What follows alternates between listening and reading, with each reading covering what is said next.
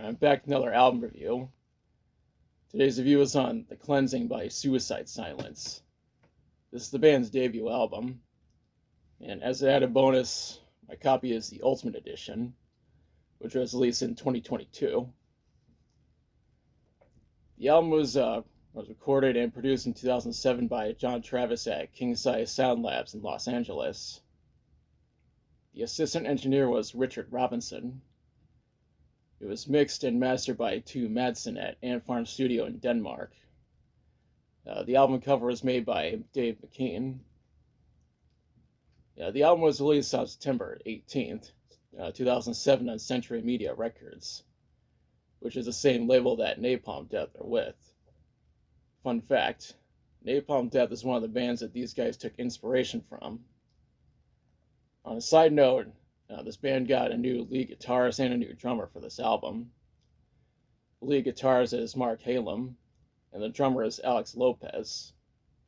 Now let's talk about the songs, starting with the ones on Disc 1. The intro to this album is Revelations intro. The intro part in the title is self-explanatory. The next track is Unanswered, which was released as a single on October 20th, 2008. The song received a music video, and there's a link in the description. After that is Hands of a Killer. The lyrics are about someone murdering their own son, which is a really fucked up thing to do. Next up is The Price of Beauty, which was released as a single on August 26, 2007. A music video was made for the song, and there's a link in the description. Interestingly enough, the video got banned from MTV due to its violent content. Up next is The Fallen. It sounds like the lyrics are about losing hope. We followed it up with No Pity for a Coward. The song was released as a single on October 12th, 2007. That's followed up by The Disease.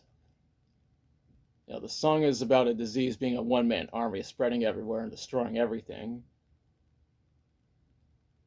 And what comes next is Bludgeoned to Death, which was released as a single on February 28th, 2008.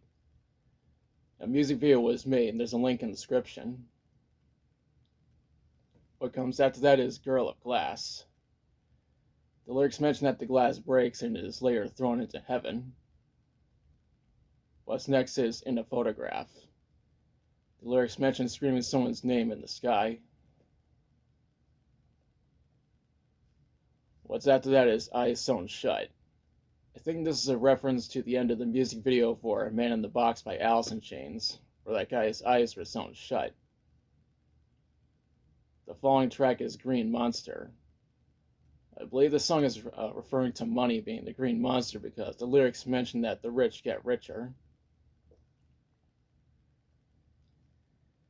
The track after that is Destruction of a Statue. This is a re-recording of the song from the band's debut EP.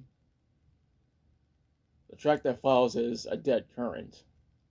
This was originally a bonus track on the UK version of the original album. And the second to last track on Disc 1 is Swarm.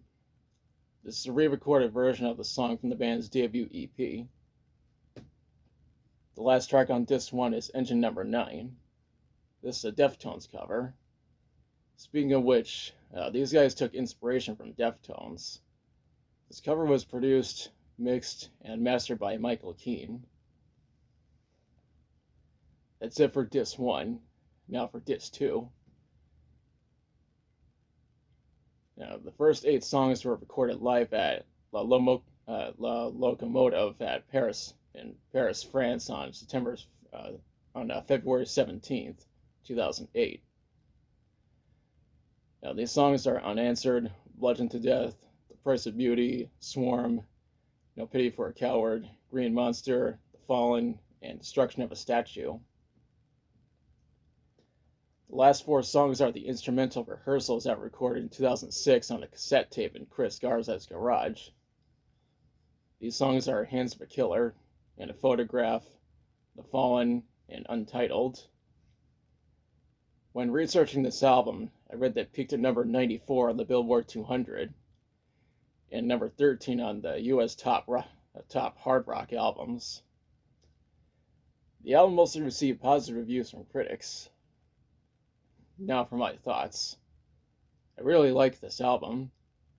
I mentioned in the last review that this album was my introduction to deathcore because I listened to the whole album on YouTube long before I bought a copy for myself. I just had to get the Ultimate Edition because this is the version with the most bonus tracks. The Ultimate Edition was also released to commemorate the album's 15th anniversary, and they dedicated it to the late Mitch Lucker. Overall, I highly recommend this album, especially the Ultimate Edition. And now is the part where I question you. Have you listened to The Cleansing? If so, what do you think about it? What's your favorite song from it? If you have this album, which version do you have? And let me know in the comments. If you like the video, be sure to like, share, and subscribe. Be sure to press the notification bell to be notified of future videos. Thanks for watching, and I'll be back soon with another review.